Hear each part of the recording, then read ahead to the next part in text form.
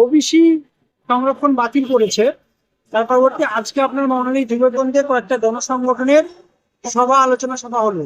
এখান থেকে আপনাদের মূল বক্তব্য কি ছিল?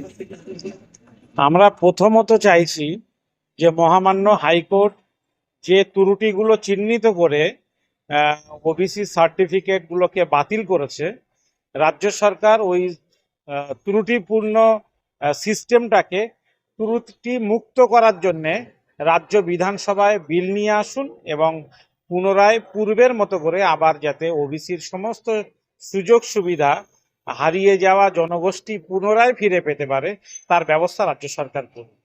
কি পথে না নামবেন? এক মাস অতিক্রান্ত হলো, এখনো রাজ্য সরকারের পক্ষ থেকে যে বলিষ্ঠ ভূমিকা প্রয়োজন ছিল সেটা গ্রহণ করা হয়নি। তো সেই জন্যে আমরা আগামী 13 জুলাই কলকাতায় নেমে রাজ্য সরকারের কাছে বলিষ্ঠভাবে দৃষ্টি আকর্ষণ করতে চাইছি, দাবি জানাতে চাইছি যে অবিলম্বে এই বিষয়ে রাজ্য সরকারের ত্রুটিমুক্ত সিস্টেম তৈরি করে পিছিয়ে পড়া মুসলিম এবং অন্যান্য জনগোষ্ঠী যারা ওবিসি হিসাবে শিক্ষা এবং চাকরিতে সুবিধা পাচ্ছিল তাদের সুবিধাটাকে পুনরায় সুনিশ্চিত করা হবে।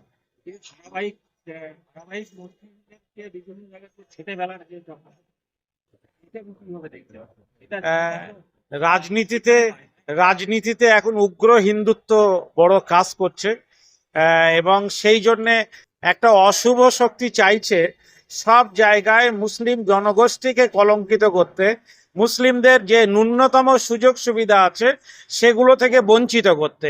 আপনারা জানেন যে মুসলিমরা যে পিছিয়ে পড়া জনগোষ্ঠী, রাজেন্দ্র সচার কমিটির রিপোর্টে উঠে এসেছে, রঙ্গনাথ মিশ্র কমিশনের রিপোর্টে তা পরিষ্কারভাবে সংরক্ষণের সুপারিশও করা হয়েছে।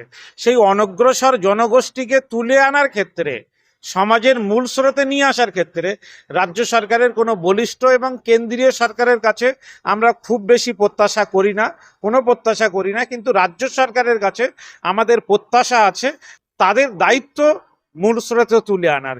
কিভাবে আনবেন রাজ্য সরকার জানেন, কিন্তু একটা ন্যূনতম সুবিধা ছিল, সেটাও যখন সাম্প্রদায়িক জনগোষ্ঠী সুবিধাবাদী মানুষরা বন্ধ করে দিতে চাইছে, রাজ্য সরকার তার বিরুদ্ধে কেন হুঙ্কার এবং হুঁশিয়ারি দিয়ে কাজ করছেন না?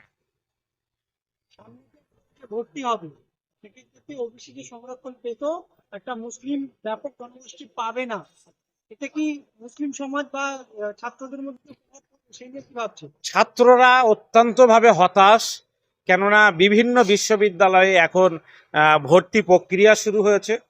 উচ্চশিক্ষায়ও মুসলিমদের 10%, মুসলিম না ওবিসির 10% সংরক্ষণ আছে এবং আপনারা জানেন যে চাকরির যে সমস্ত পরীক্ষাগুলো আছে সেই পরীক্ষার ফল প্রকাশটাও অনেক ক্ষেত্রে ঝুলে আছে যে ওবিসি সংরক্ষণকে মান্যতা দিয়ে ফল প্রকাশ হবে না ওবিসি সংরক্ষণকে বাইরে রেখে ফল প্রকাশ হবে। গোটা সিস্টেমটা একটা হ্যাঙ্গিং অবস্থা তৈরি হয়েছে।